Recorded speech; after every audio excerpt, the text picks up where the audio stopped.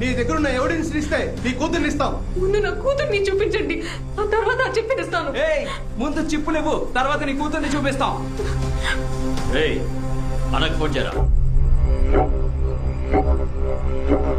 అలాగే అన్న పాపను లోపల పంపించమన్నాడు రా.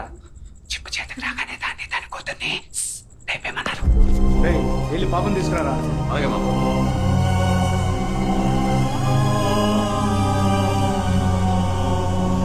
పేరూరులో ఓ 6 ఏళ్ల చంటిపాప మృతదేహాన్ని పాడుబడ్డ బావిలో నుంచి వెలికి తీశారు. ఆ చంటిపాప ఎవరు అన్న వివరాలను అధికారులు